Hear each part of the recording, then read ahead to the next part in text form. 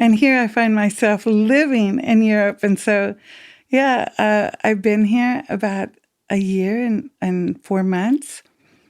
I still wake up shocked and just in a whole world of gratitude and amazed that I'm living this life. And it's all very new to me. And I don't know if I'm ever going to get over that feeling.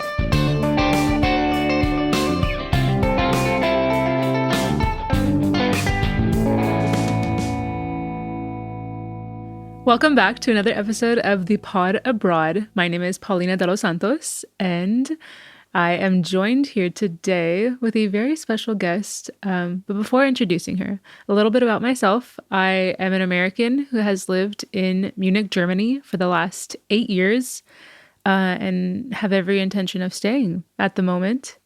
And that's about me. But who am I speaking with today? On the Pod Abroad, I want to be able to share stories of friends, family, and a lot of just people that I've met along the way who have made a life in another country other than their home country. And I think it's really cool that we have all these stories and experiences to share. So all that being said, today I'm here with my mother, MJ. Woo woo! Woo woo! A little bit about you, Mom. Take it away. Well, my name is Mary Jane de los Santos, and I'm 61, and it's and single and available. And I'm very excited to tell you that I am now living in Alicante, Spain, after living in Texas all of my life. And it's just a whole new adventure for me. I'm just very excited to be exploring the world and creating my own adventures at this point in my life. I'm in a new part of a new chapter of my life. And so, therefore, that's what I'm doing here. I'm in Europe trying to discover the world and myself. Love that. Thanks so much, Mom, for those words. I want to start from the beginning of your adventures abroad and just take it back even one step further. Can you tell me a bit about where you grew up and, where you're from? I was born and raised in the lower part of Texas called the Rio Grande Valley, and lived there all of my life until I got married at age 20 and moved away to Houston. 20? Yeah, I was 20 when I got married. And moved to Houston, Texas, which is about the center of Texas. And like I said, it's very exciting to leave home and discover a whole new world. Yeah. But tell me more about where you're from. Like, where did you grow up? A little bit about that. I grew up in a town called Weslaco, Texas, which I didn't appreciate enough until I got married and moved away, but especially now, it's a whole other level of appreciation for my hometown and the beautiful people in it. Grew up with the same group, and we're all very close, and we're about 60 years old, 61, and still in touch, and still have reunions. And I'm very excited about the atmosphere that I grew up in, but I didn't find truly an appreciation for that until later on in life. I took it for granted, but it did occur to me how fortunate I was after my children didn't get to have that upbringing where they were just in one place for a while. We were moving around, and then we found our footing, and then they got to grow up in my hometown. Full of a lot of love, and oddly enough, they got to grow up with the children of my friends. So I thought that was fabulous. I don't know about you. Did you find that for sure. Being unique? Oh, for sure. And I can completely relate in you saying that maybe you didn't appreciate where you were from as much until later on in life, when you leave, and then you realize, oh my gosh, we were so rich there with other things than money, right? Exactly. You had a friendship and confidence and you could truly turn to somebody and know that they'd be there to help you versus being in a big city. At first, I thought a new big city was fascinating, and it was, and adventurous. But then I realized I was out on my own and didn't have the friends that I had growing up. And that's natural. That happens to a lot of people. But later on, I got to go back to that atmosphere, which I never dreamt would be happening, and it did. And it was a blessing to rekindle friendships with beautiful friends, and for my children to meet the friends that they had heard about growing up. Definitely. Yeah. So, can you tell me a little bit about your first experience abroad, leaving the U.S.? My first experience abroad was at age 16, which was really exciting. I had an Aunt Mary Bixio, and she invited my mother and my aunt from California to go to France and to Switzerland. I was so excited. I told my friends about our trip, and I said, this summer, I'm going to go to Europe. And they're like, yeah, right. Yeah, okay. And I did, and it was an incredible experience. My aunt was a very strict aunt, so the very first thing she told me is, no blue jeans, Mary Jane. We're representing the United States of America. I love that. And I thought, no blue jeans, I'm Texan. But so I have to admit to you that I wore these dressy polyester pants. Ooh. Polyester, I'm glad nobody was smoking near me.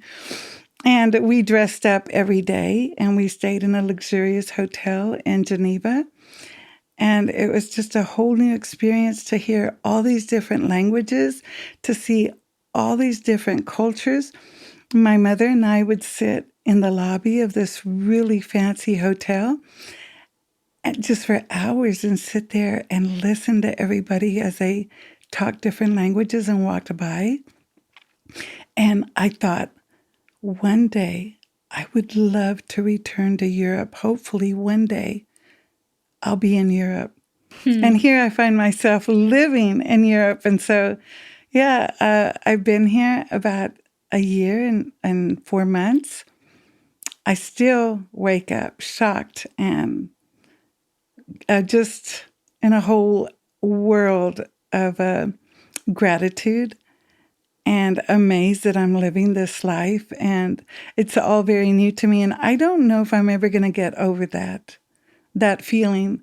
I've talked to you about this before, and I've asked you, I said, is that silly that I wake up some days and I'm like, I'm really here. This isn't a dream. And so it's exciting. Yeah, it's like a gift within a gift. Yeah. So, what year was that the first time you went, more or less? It was in, I believe it was in 79, 1979. And then when was your next experience abroad after? The next time I got to come to Europe was in the year 2002 with a friend of mine and Jane and her 2 children. And we went to Amsterdam and we went to Nigeria. Wow. And I've heard from a lot of people, why would you go to Nigeria? Because the trip was offered to me and flights were paid. Why not? And it was an opportunity to come back to Europe. And that was very exciting. I got to... And Africa. In Africa. And I got to play with the children in the streets and play soccer with them. And that's not easy on me because I have limitations due to arthritis. And so it was very exciting. And although it drove Jane nuts and she was terrified, I was like, no, I'm going to get out there and play. And so it was a great experience. And one day I would love to go back. To Nigeria. Well, I'd love to go to Nigeria, but I'd like to go to different parts of Africa. Yeah. So then what brought you, so you said you've been here now a little over 1 year in Spain, and you're a 61-year-old woman from Texas. Mm-hmm. Tell me about how that happened. How is it that you've been living in Spain 1 year, legalities, the thought? Maybe like we backtrack and you just tell me the story kind of. Well, I had reconnected with a friend who lived in London, and she has a home health care business and wanted me to come help her. And so as you know, although I'm a grown woman, I like to check with my kids and see what are your feelings about this or what's your opinion on that. And I ask the kids, I've been offered an opportunity to move to London and help Pere with her business. And I'm not sure if that's really what I want to do because my dream is Spain. What do you think? And I was concerned out of the three kids that you were going to say, no, are you nuts? The weather's horrible. I knew the weather was horrible. I knew that it was going to rain and be cold, but I also knew that I was one step closer to Spain. And I don't want to say no to an adventure. You should always try to keep your mind open and stay positive because therefore more doors will open. And so I didn't want to say no to London, even though I wasn't crazy about the weather. Yes, it is more expensive to live there. So I went to London and that wasn't for me. So I was there for about 2 weeks. And then I called up my daughter, Paulina, and I said, I need to go to Spain. I need to focus on my dream. And so that's when you found Alicante, Spain for me, because your friend lives in Altea. Mm-hmm. And which is in the south. It's Southwest? on the coast, Yeah. on the coast. And so I went to Alicante for 5 weeks and stayed at an Airbnb. And Paulina found this place for me. And the young lady that was running the Airbnb and I became fast friends. Her name's Giovi, lovely young lady. And so I lived there for 5 weeks and never once did I take public transportation. I took a taxi a few times, but the reason I'm so excited about that was because you just don't do that in Texas. You have a car and you have to drive everywhere. And so in Alicante, I felt free. My health was better. My mobility was better. My heart was happier and my soul was ready for an adventure. And so Paulina would call me and say, Mama, don't forget that the transportation is excellent in Alicante and they have trams and there's many different types of transportation. I said, oh no, I'm walking everywhere. And I lived in the center of the city. And so that sort of shocked her as the time went by that I continued to walk everywhere. It was quite exciting. It was like letting my wings stretch further than they had before. And so it was a sense of freedom, a different type of adventure that I did not have in the U.S. because I drove everywhere. And so, yeah, it was a whole new life. And and I lived about a 15-minute walk away from the marina. It's called the Esplanada, the boardwalk, a beautiful place, one of my favorite places in Alicante. And I would walk down to the marina and enjoy a coffee or churros and chocolate and just get out and walk. And I really fell in love with walking, which I had never done before. I think a lot of it has to do, too, with the fact that before this experience of moving abroad, I had moved to Austin, Texas, from the bottom of Texas to Austin, Texas, our capital of Texas. And it was in 2016, and Paulina had just moved to Europe. And I fell and broke my hip. Yeah. And when I went to the ER, the doctors, two residents, broke my pelvic bone. And nobody would touch me in the hospital for 5 days. And finally, a doctor came along, and I prayed and prayed for the right person to come along and to help me. And a doctor came along, Dr. Kevin Bosick, and I knew he was the one. And he said, I'm going to put you back together. I really am. And I said, oh, I know you are. He said, no, I really am, MJ. Because the other 4 doctors would walk in, introduce themselves, and say, "Hi, I'm Dr. Smith, and I'll be taking care of you, Mary Jane." I said, "Okay." In about 2 hours, he'd walk in and not make eye contact and would look down and said, "Oh, there was a problem with my schedule, and Dr. So-and-so will be helping you." And this went on for 4 days. So when Dr. Bozek came and he said, "I really, really am the one that's going to be able to help you," I sensed it in my soul, and I knew that he was the one to put me together. And he gave me the opportunity to walk again, because once it was all said and done and the operation was done and I had to go through a long rehabilitation, he said, "I have to be honest with you, the other 4 doctors don't believe you're going to walk again. It's not going to be easy if you have any mobility." And I said, "Oh, I'm going to get it done." He said, "That's exactly what I told him. I read through all of your medical files, and it always said that you rehabbed quickly because you wanted to get back to your children." And he said, I know that you can do this. And I've done everything in my power to do this. And this was no ordinary doctor. This was the head of the UT School of Orthopedic Surgeons. This was the head of the entire school who operated on me. And when he spoke to me, I felt like this confidence in his voice. I felt the sincerity in what he was telling me. And I felt it in my heart and soul too, that he truly was going to give me the opportunity, but I was going to have to fight for it. And he did warn me, it isn't going to be easy. The other doctors don't think it's possible, but I have faith in you, and I know how you rehab, and we're going to get this done, and I'll be there for you. And he was, because during the rehabilitation, I could not get out of bed and stand more than 3 seconds due to an excruciating pain called sciatica, which is sciatic nerve injury. And yeah, it was troubling. I am a person who I tried to live life happy and grateful and a positive attitude, and this was not me during this time. It turned me into somebody angry, somebody bitter, but you have to realize that that was part of my rehabilitation, because that anger helped me to get up and over these hurdles and obstacles I was facing.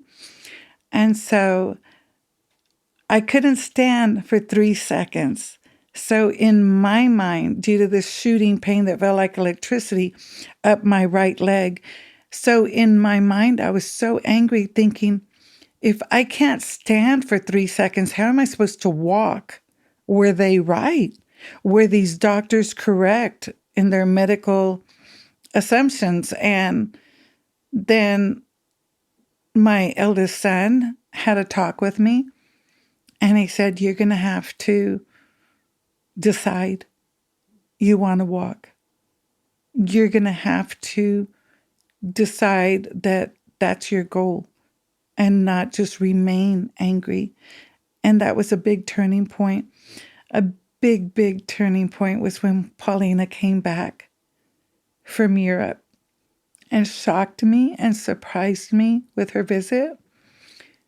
That gave me a lot of courage and strength to get up and over one of the big obstacles I was having at that moment. And that's when Paulina came to visit, and I was having trouble walking across the street. I couldn't cross the street in time for the crossing light to turn. It was going from green to red. And Paulina came to visit, and she said, "Mama, you have to try harder. You have to push yourself." And I just got so angry, and I said, "What the hell, Paulina? You know the type of person I am. You know I'm trying my best." She said, "I know, Mama, but I'm not telling you that to be mean. I'm telling you that because I have a surprise for you." you need to try harder because I'm flying you to Europe where you're going to get out and you're going to have adventures and you're going to Europe. And she said, in October. And it was July. I said, what? And she said, I'm flying you to Europe in October. And you've got to be able to walk faster. You've got to be able to cross the street in these big cities. Not walk faster, but just distances. Walk distances and get across the street within a certain amount of time. That's what I mean. So, yeah, I really feel that that was a big, big push that was given to me with such a loving, big heart from you. And that was the beginning of my journey in Europe because COVID was happening. And it was 2021. Oh, in 2021. Yeah. And COVID was upon us. And she was going to fly me the 1st of October. And I'm dressed, suitcases packed. My younger son is ready to drive me to the airport that morning. And I get a call from my doctor's office that the COVID test is positive. I said, no, I'm walking out the door. I'm flying to Germany today. And they said, no. And back then it was against the law if you traveled with a positive result. So I remember you saying like, oh, this was your witch doctor trying to sell Herbalife to you. I had a doctor who was very strange, and I'd call her the witch doctor, and my kids would say, why don't you change doctors? And I said, I don't know. I'm just going to keep going to the witch doctor. And she was trying to sell me Herbalife to lose weight, but in a different office because it's against the law for her to do that. So she had us in, my older son and I, in a different area. And he looked at me and he looked around and he said, let's get the hell out of here.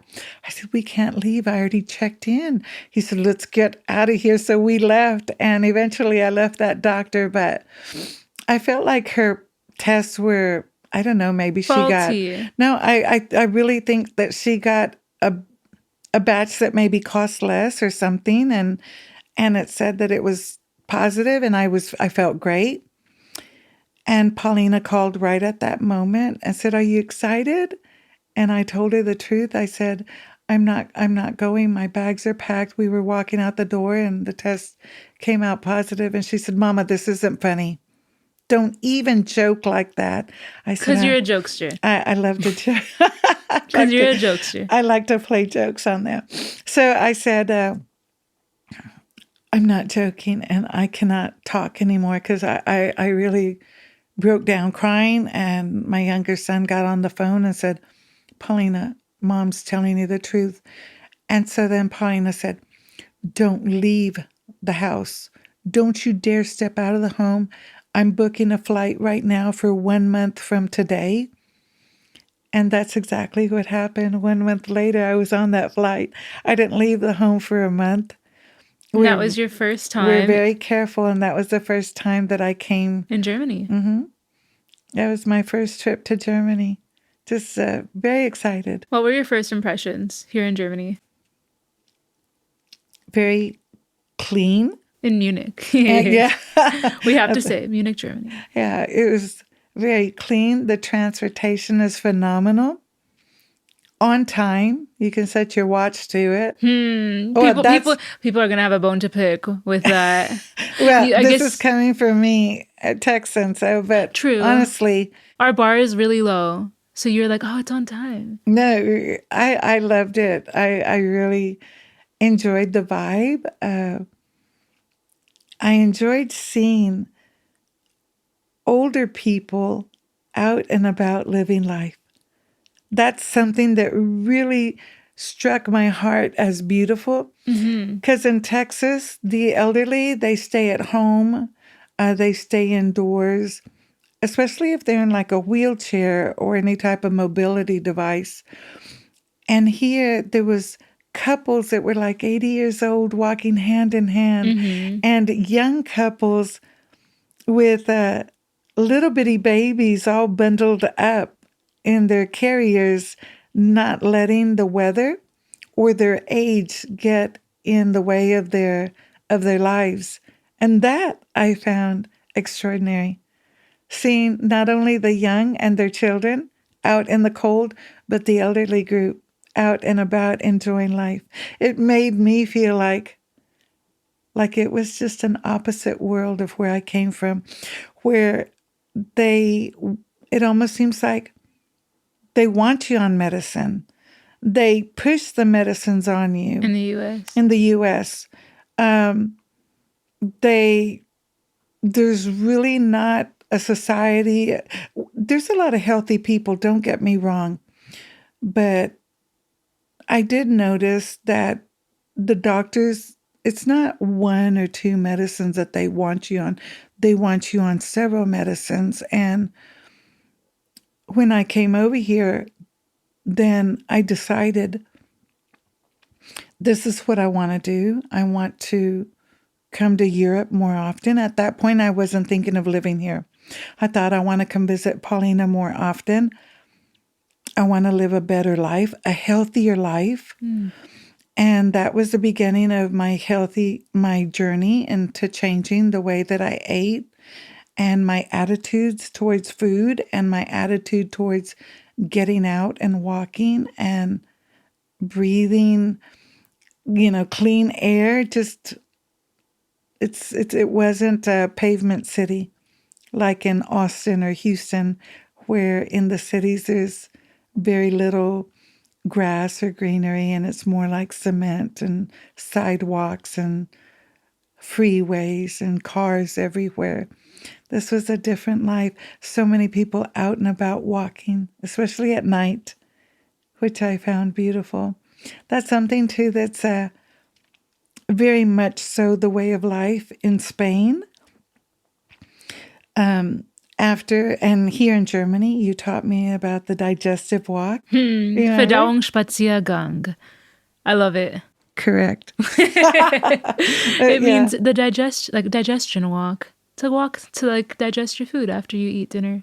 So when Paulina went to Austin and talked to me about that, and after eating that they'd go out and walk, I said, "Really?" After dinner? And I said, "What? After dinner?" She said, "Yeah, Mama. Like, what do you usually do after dinner?" I said, "Sit on the sofa and watch TV." Yeah. So I thought that's odd. Yeah. But what I learned, what I thought was odd, turned out to be something magnificent and something that I'm doing now with much joy. Yeah, switching over to Spain. Spain is a beautiful city. Alicante, where the weather is, it's hard to describe. Besides calling it paradise, the weather is consistent. That's the best way to put it. It's not as hot as Texas, and it's not cold like in Germany or other places. And I think they have 2 months of winter. Yeah. But yeah, to give it some context, today we were looking at the weather, and in Celsius, it's like 16, 17 degrees with sunshine the next 10 days. It in looked January. glorious in the window. Yeah. Amazing. We were in Paulina's and Tim's kitchen, and it was so funny because the sun was shining, but we knew it was cold outside. And the sun was shining, and we all just looked at each other like, "Hey, let's get out and do something." And I loved it that I was thinking like that too, even though it was cold. Let's get out there and enjoy this coolness. And then Paulina showed us her phone, and she said, "Yeah, Mama, because the next 10 days, there's going to be no sun." And I said, "Oh, we got to go out then. We got to get out and get into that sun." And then Tim said something hysterical like, "Yeah, MJ, but you're going to be in Alicante tomorrow. That doesn't apply to you." Yeah, that doesn't apply to you. And, yeah, sometimes I feel a little bit guilty about that, like that I'm in such a beautiful place and enjoying life so much. And, my Paulina and Tim here in the cold, but that's their life. It's a different And lifestyle. my friends back home in the heat and not on the beach, and that's their life. And I'm trying to accept this beautiful blessing with much gratitude. It's like a dream. It really is. But how did you end up now living in Spain? What are you doing there? What kind of visa did you get? I had to apply for a student visa, But which, prior to that, oh, you had to get something, right? To get well, a student visa. well, in order to apply for a student visa, that was the only visa I could apply for under the umbrella of the student visa is to become an au pair and or to be a volunteer I for a think au pair, I foundation. think an au pair is another one. It's under the student visa umbrella. I'm not sure about that, but the student visa I know for sure includes volunteer positions. And Right. when we found that out and that there's no age limit Correct. for volunteering in Spain, like that just The opened up only everything. thing with that is that you need to make sure that it's with a foundation that's going to give the consulate and the government all the appropriate documents, and they require a lot to prove that it's a legit foundation. Their tax forms, the person who interviewed me and I got the job from, that I had to give them her DNI, her residency number to her personally to prove that she is a person who is legit and works for them. But let's backtrack a little. How did you go about finding the volunteer position that you have right now? Paulina and I discussed that, and I made a list of 25 foundations. And the first foundation was Caritas. It's very well known. And I contacted them, sent in my resume, sent in a picture of me at the beach, and I told them I had fallen in love with their beautiful city and I wanted to volunteer for their foundation if there was any positions available for me. And they contacted me and said, "Wow, we would love for you to come volunteer with us, but we just don't have the proper documentation that's needed." And I quickly called Paulina, bawling and telling her, they said no. They said no, Paulina. She said, "Mom, how many places have you contacted?" I said, "One." And she said, "Oh, Mom." And then the second group is Fundación Iniciativa Social. And they accepted me. But before that, I had to go through a 1 hour interview, totally in Spanish, at 6 o'clock in the morning in Texas. Yeah. And I was quite nervous. She said, "We're going to interview you." And I thought it might be like 10, 15 minutes for this volunteer job. No, it was 58 minutes because I was keeping an eye on the time. And it was in Spanish. And let me explain a little bit about that. I grew up with Spanish-speaking parents. I spoke Spanish more when I was younger. When I was in grade school, I got paddled 3 times very hard for speaking Spanish in class, asking a friend for a pencil in Spanish. 5 minutes from the border. Yeah, 5 minutes. And because they were very, I'm just going to say it, they were racist and sometimes still are in that matter of white versus brown. And so I got paddled, and my mom worked for the school. And when we got home that day, she said, "That's it.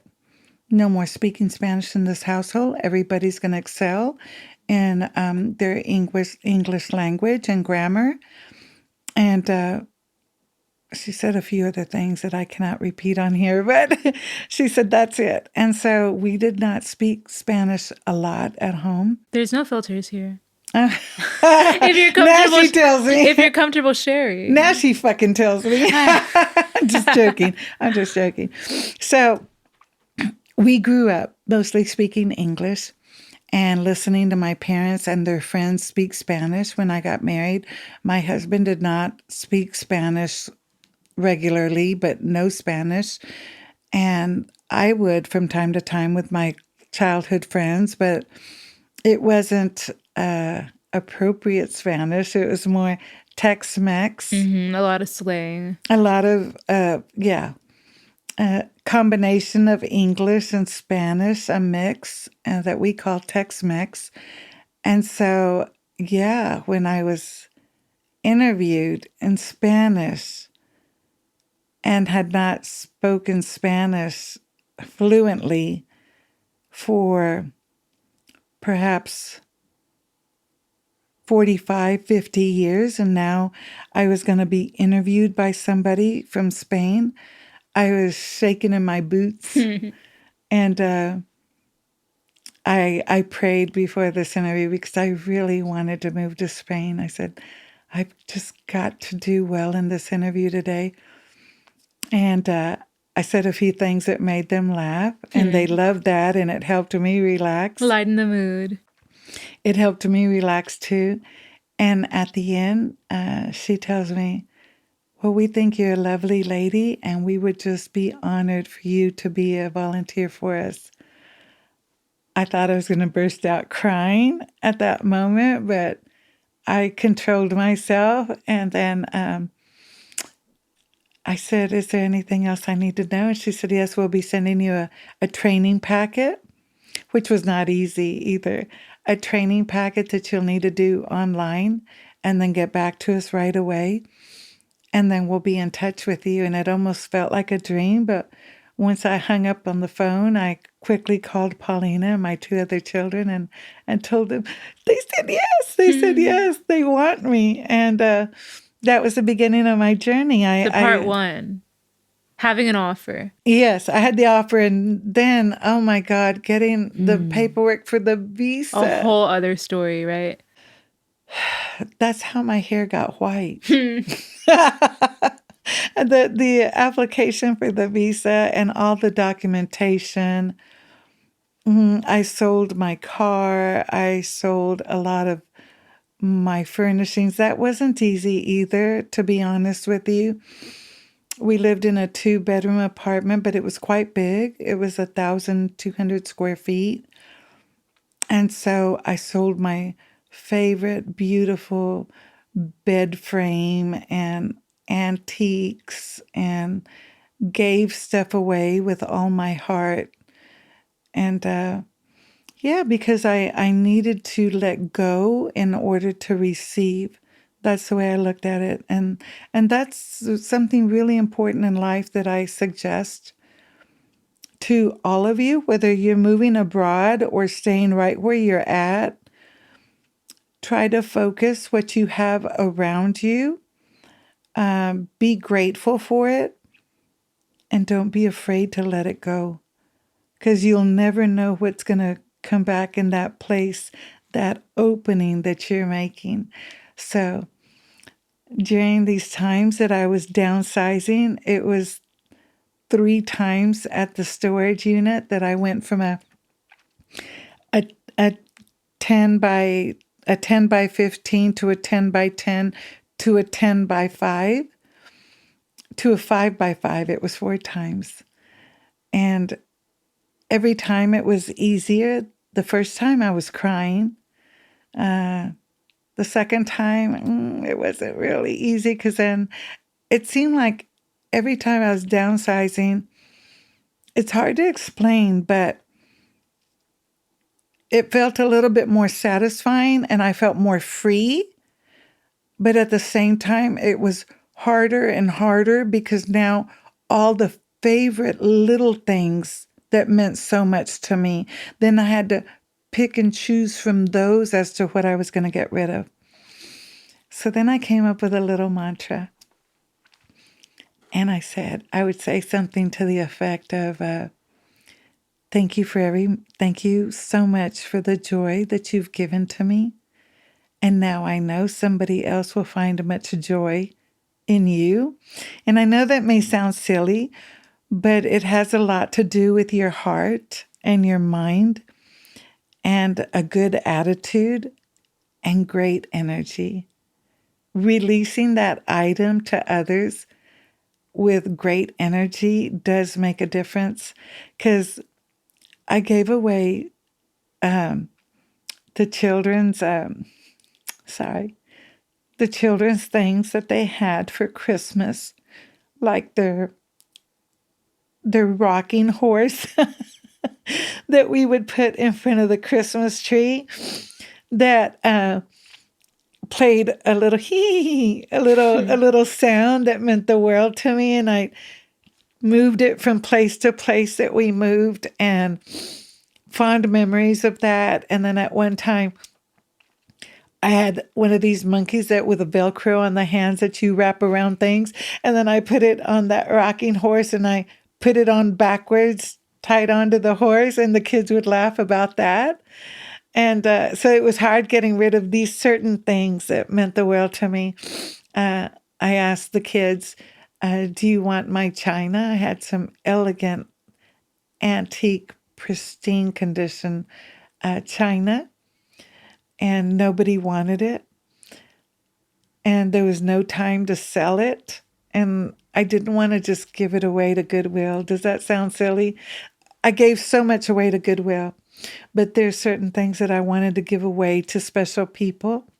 So that went to an incredible couple that Paulina's friends with, Mark and Irene, and they're a young couple like Paulina and Tim. And so I gave that away to them with a lot of love. So it's just stuff like that. Towards the end, it was getting hard, but can you imagine this? It's December 2024.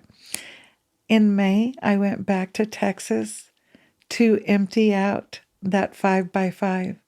I have no stuff in storage. I have maybe 3 boxes at my brother's home in the Rio Grande Valley. Thanks, Nat. My brother Eddie. And then the rest of the stuff went to the kids, the things that you guys wanted. So moving abroad consists of many things, not only the difficult process in your visa, not only the financial aspect of it, but also the mental state of your being. And when I say mental state of your being, moving abroad affects you in many different ways. You have to let go of the past. You've got to let go of the material stuff. You've got to let go of the culture that surrounds you, that's embraced you all of your life like a blanket of comfort. It's like you're taking your hard shell off. You're exposing yourself, but it's so worth it. You grow another shell. You grow. You get stronger. It makes you stronger. It rebuilds you. It makes you better moving abroad. That's the way I feel. Luckily, you don't have to completely let go of your culture, I think.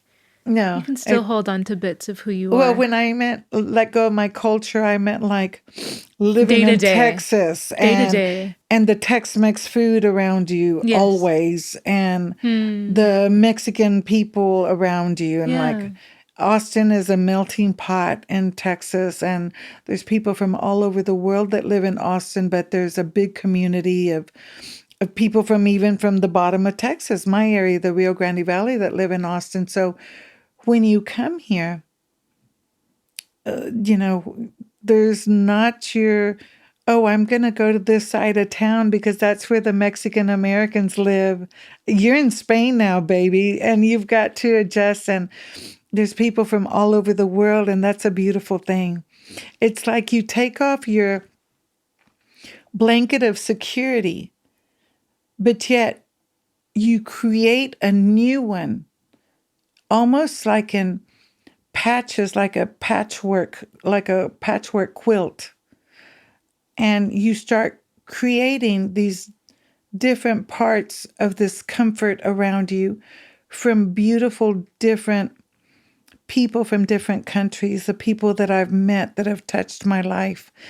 Giovi from Ecuador, Marco from Italy, Jen Garcia she's from Spain, but she's also lived in London most of her life. Yolanda from Granada, España, and you start to meet different people from different parts of the world, Rasim Sin, and it's just a multicultural, beautiful life.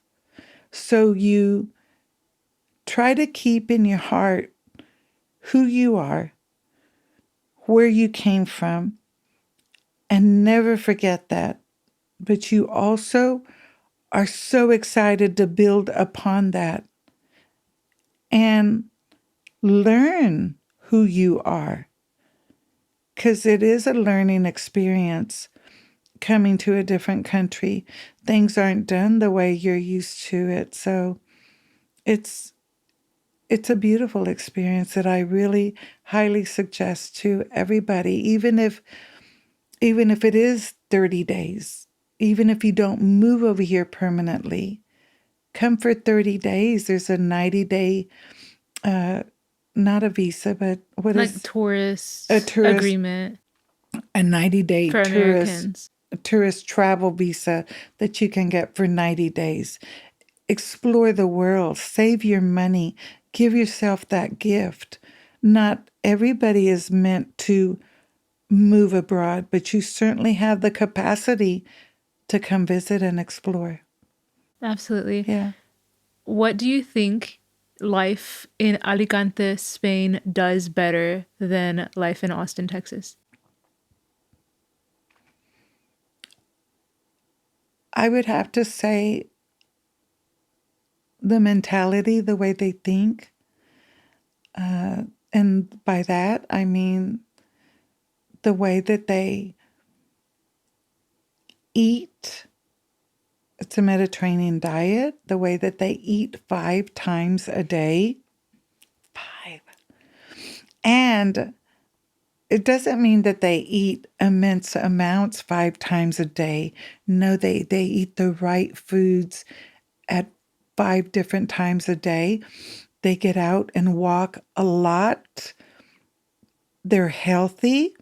They're happy. They're in the community a lot. They're not at home behind closed doors where sadness can creep up upon you, illnesses. They're always up for an adventure. They love to communicate. They love to travel. They love to go out and meet people every day, and that's Go out. They have a culture of going out. They go out. Right? Even at night, they go out. Can I share something with you? Yeah. I had never, ever been to a club, a club by myself.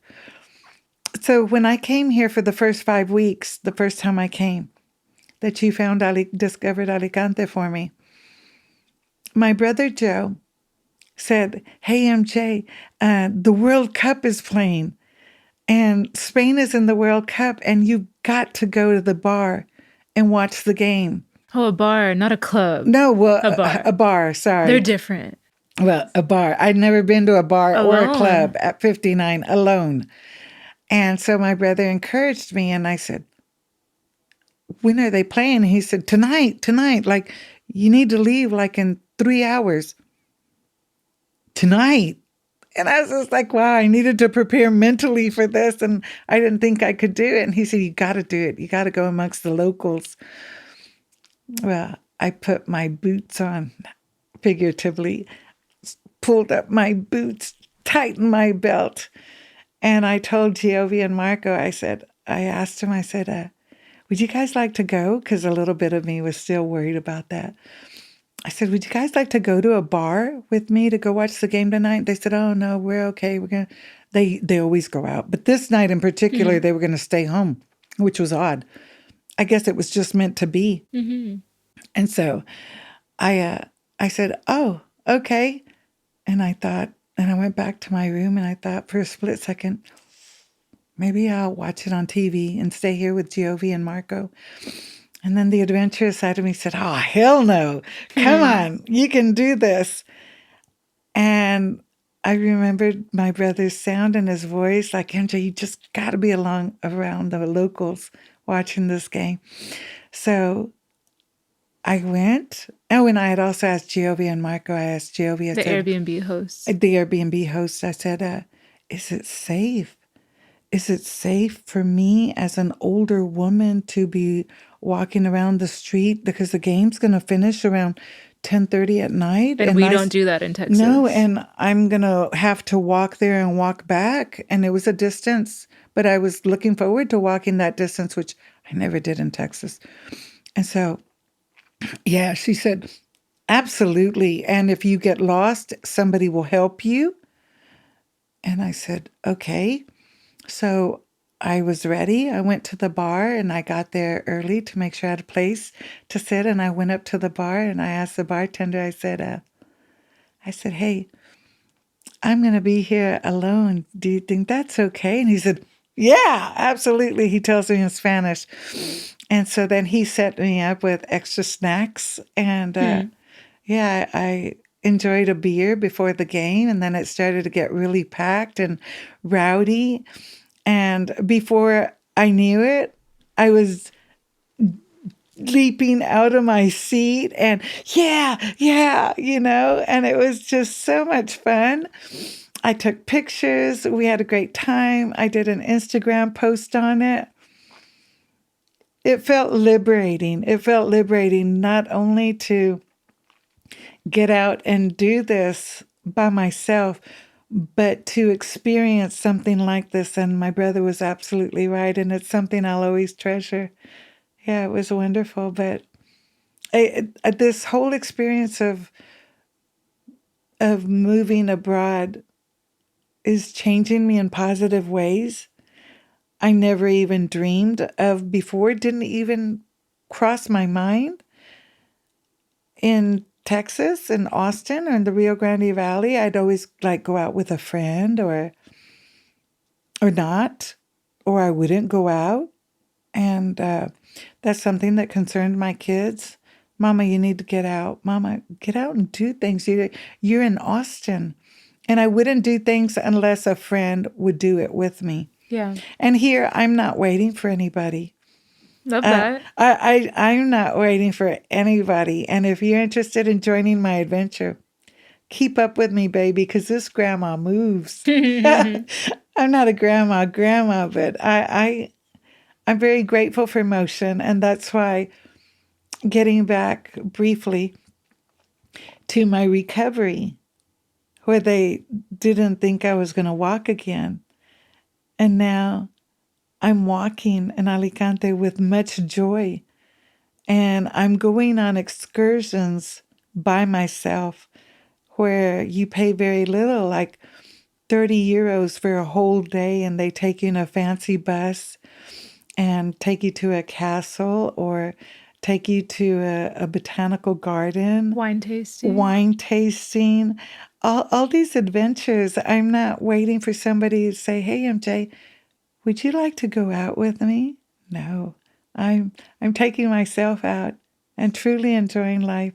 Love that. So with all like the sparkling energy and good vibes from Alicante, that's one side. But what do you miss the most about life in the US or in Austin? One thing that you're just like, oh, man, I miss that.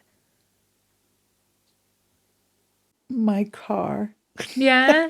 I loved that car, but of course I needed to get rid of everything in order to make this move. But I do miss having a car, but honestly, I love not having insurance payment. Here they pay, I think in insurance, they pay like, I was told like 300 euros for a year for car insurance. And back in the US, it was like possibly 175 a month just for the car insurance. And so I would say it's a vehicle, but And not really, because the way I'm enjoying movement, I In a different love way. using the tram. I love going on the tram. I love going on the bus. And I buy a tram card for €2. I put 30 rides on it, and it comes out to 40 centimos a ride, which is like 42 cents American money a ride. But if you don't have that tram card and buy that type of package, it's €1.40 per ride. So now I find myself on the tram telling strangers that are like buying a ticket on the tram, and I'll say, pardon me, I said, do you realize that if you buy this card, if you go to any area at the trams, and if you buy this card and buy a package of like 8 rides or 10 or 30, that you won't be paying $1 for €140? And they're like so excited, and a little Look at part you of me, giving advice. yeah. And so I love it, because now even when people come up to me and say, can you tell me where this is at? And I say, oh yeah, you go here, here, here. And it just gives me much joy to feel like an Alicantina. That's what they're Love called it. here, Alicantinos. My last question to kind of wrap up this episode would be, what advice would you have to give to someone who's curious about leaving their home country for the first time, maybe to travel or possibly live a life abroad? Well, to travel, I would say as an American, it's really important to be safe, but do not let fear control you. I think sometimes when we let fear control us, we lose so much in life. And so when traveling to Europe, of course, be conscientious of where you're going and what's around, but let your wings spread. Try to expand your horizons beyond your own thinking, because I think sometimes we are the ones that hold ourselves back the most. And when it comes to moving abroad, I would say pick a city that's going to be more to your liking. Of course, if you want to be near a beach, then the Costa Blanca. If you want to be in a more contemporary type of place with a lot of museums, maybe Valencia. If it's for business, perhaps Madrid, and I'm talking just about Spain. But think about who you are, but don't forget to expand on who you can be. I love that. Thank you so, so much, Mom. Thank you. Yeah, for this episode and getting to, dive a bit into your life right now in Spain. Yeah, it was a pleasure. Thank you very much for Yeah, all cheers that to you that, did. Mama. Let's do a Thank you little for all that you cheers. did for me to be here, to Paulina and my beautiful sons, for all their love and kindness, and to allowing my dreams not only to flourish, but to allowing me to fly. Oh, chin chin. Cheers. Love you so much, Cheers. Mom. Love you, darling. This rosé is great, and it's still fresh. But with that, I will then close this episode of The Pod Abroad. My name is Paulina de los Santos, and we were here with my mom, MJ, Mary Jane. Thank you so much for listening, and we will catch you next episode. The Pod Abroad's video, audio, and music is produced and edited by Tim Teherne. Make sure to give us a follow and leave a comment if you like this episode.